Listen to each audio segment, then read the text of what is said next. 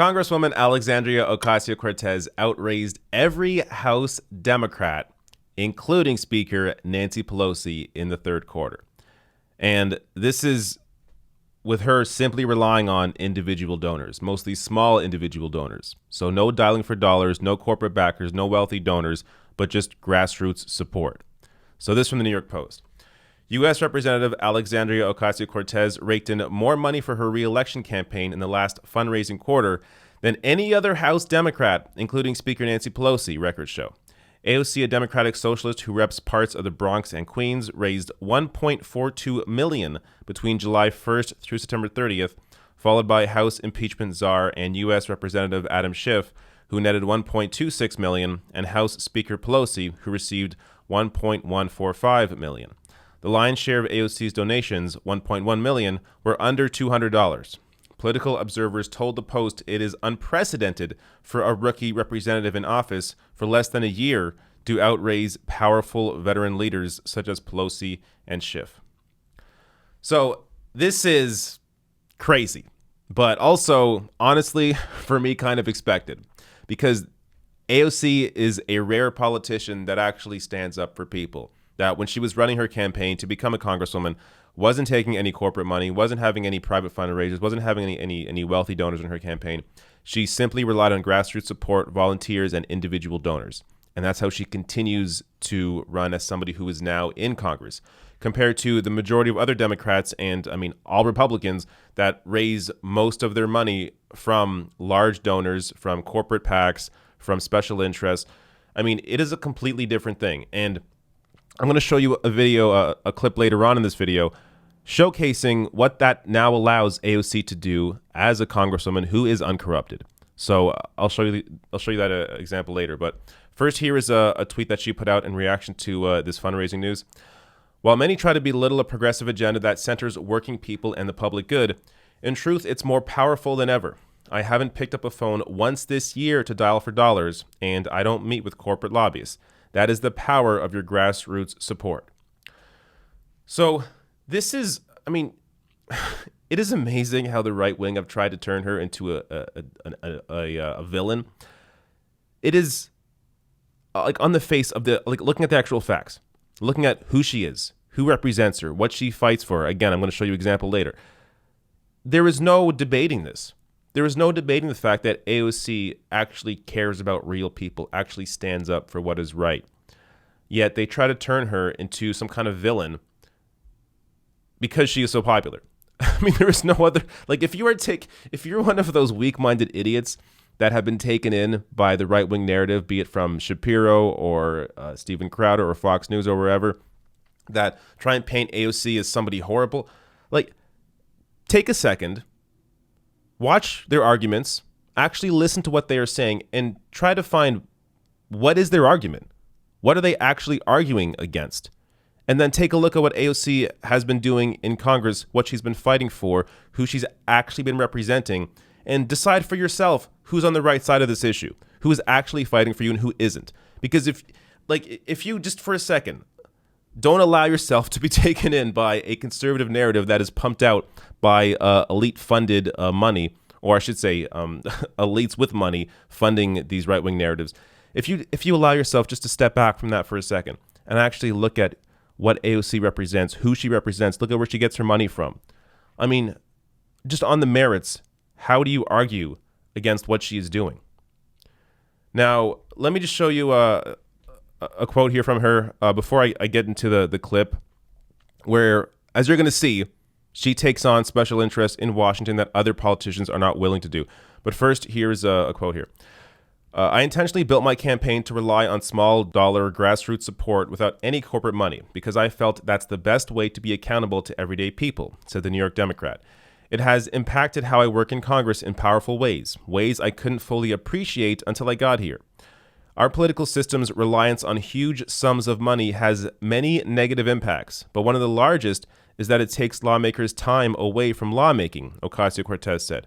That's a feature, not a flaw. The less time lawmakers have, the more special interests can slip in harmful provisions. So in addition to her being uncorrupted, what this allows her to also do, because she doesn't have to be dialing for dollars, doesn't have to be fundraising with wealthy donors, special interests, it gives her more time, her and her team more time to actually focus on the bills that are in front of her, actually focus on what she is supporting, so that she isn't passing or isn't supporting a bill that maybe hurt working people. Now, to give you an example of the kind of fight that AOC shows in Congress that you don't get from typical politicians in either party, here is AOC earlier this year calling out a big pharma executive to his face on the high cost of his medicine.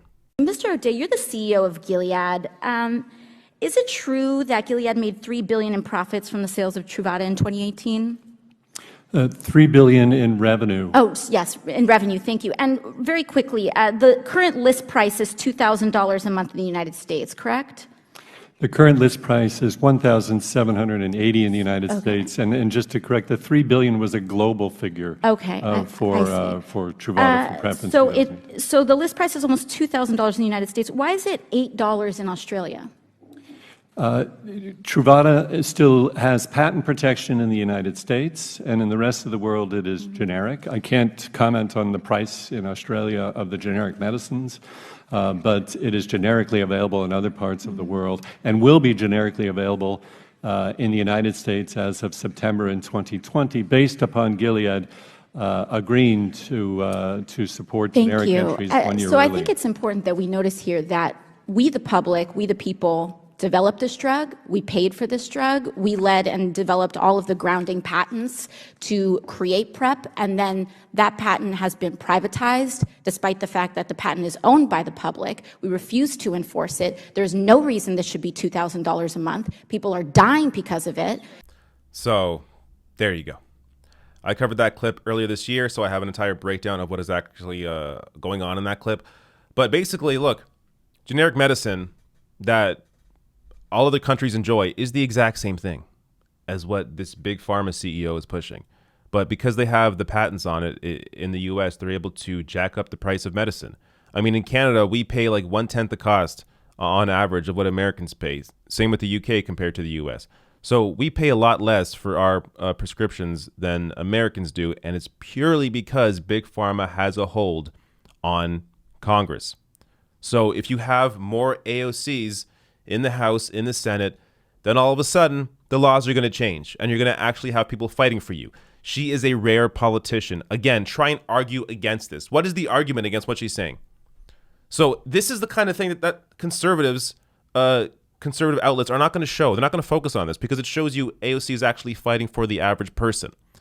So again, when you are this kind of politician where you just rely on individual donors, mostly small individual donors, on your volunteers, on grassroots support, and you actually fight for people, you can be a successful politician without having to take any corporate money, any special interest, any corporate PACs, any private fundraisers. You can be somebody like AOC and do this work. Every single person in DC can be replaced by a new version of Alexandria Ocasio-Cortez. Every single person in the House and Senate can be replaced by somebody like this.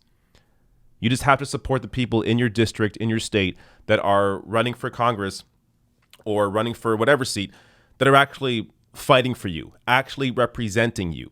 So there are groups out there like Justice Democrats or Our Revolution that actually look into each of these candidates and back candidates that are these kind of politicians or these kind of potential politicians. So those are good resources to kind of, filter out who is and isn't fighting for you. Because obviously, I mean, for the average person, it's really hard to dig into every single candidate running in a race and figure out, who's who and what do they support.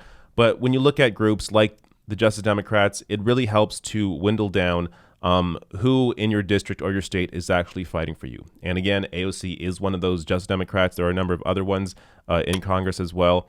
So these are the kind of people that fight for you.